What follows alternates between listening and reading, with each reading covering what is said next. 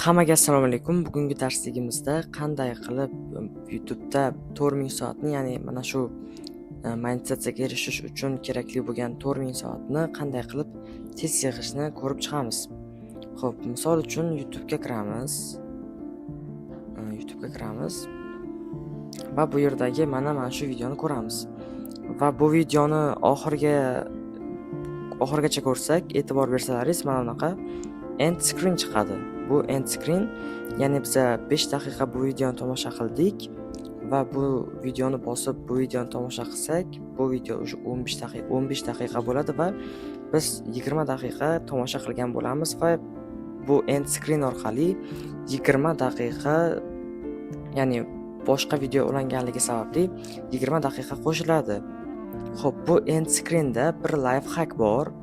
Agar siz videoni oxirigacha tomosha qilsangiz, bu yerda kanalingizga obuna bo'lish uchun profil va bu yerda video, misol bu yerda kanalingizga obuna bo'lish uchun profil, bu yerda video emas, playlist qo'yiladi. Ya'ni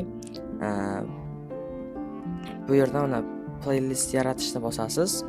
Playlistga nom va описание kiritasiz va keyin yaratishni bosasiz.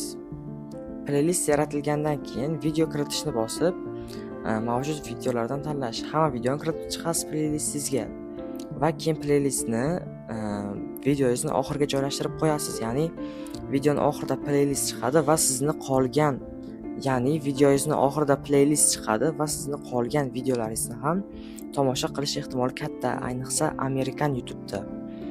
Xo'p, bu playlistni biz videoni oxiriga qanday joylashtiramiz? Xo'p, tafsilotlarga bosib, yakuniy lavhani ustiga bosib, mana shu end screenga video moslangan turibdi. Buni men o'chirib turib, playlistni bosib, mana shu playlistni tanlab qo'yishimiz mumkin. Xohlasak kattartirib, xohlasak kichraytirib va qachon chiqishni belgilab qo'yishimiz mumkin.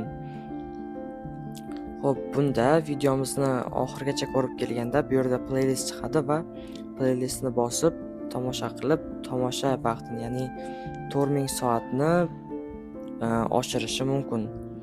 4000 soat yig'ish bo'yicha life hack shu edi va sizlarga bir zo'r tavsiyam bor.